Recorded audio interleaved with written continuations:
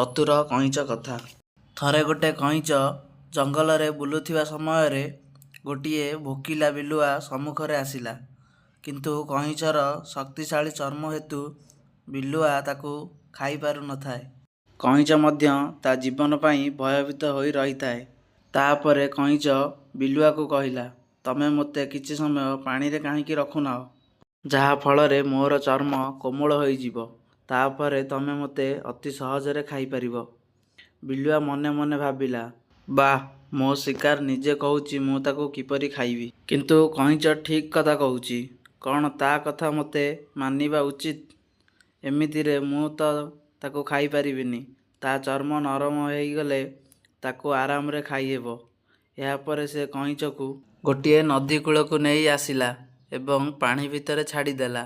ଧୀରେ ଧୀରେ ପହଁରି ପହଁରି କଇଁଚଟି କିଛି ସମୟ ପରେ ନଦୀର ମଧ୍ୟଭାଗରେ ପହଞ୍ଚିଗଲା। ତାପରେ ସେ ସେଠାରୁ ପାଟି କରି କହିଲା, ମୁଁ ଆଶା କରୁଛି ତୁମକୁ ଚତୁରତା ବିଷୟରେ କହିବେ ନାହିଁ। ମୋତେ କୁହ, ତୁମେ ଚତୁର ନା ମୁଁ? ବିଲୁଆ କଇଁଚର କଥା ଶୁଣି ଆଚମ୍ବିତ ହୋଇଗଲା। ସେ ଜାଣିପାରିଲା ଯେ କଇଁଚ ତାକୁ ମୂର୍ଖ ବନେଇଦେଲା। ତାପରେ ସେ ନିରାଶ ହୋଇ ଜଙ୍ଗଲକୁ ଫେରିଗଲା। ଏଥିରୁ ଆମେ ଶିଖିଲେ ଯେ ବିପଦ ଯେତେ ବଡ଼ ହେଉନା କାହିଁକି, ଯଦି ଆପଣ ସଠିକ୍ ବୁଦ୍ଧି ପ୍ରୟୋଗ କରିବେ, ସେହି ବିପଦକୁ ଅତି ସହଜରେ ଟାଳି ହୋଇପାରିବ।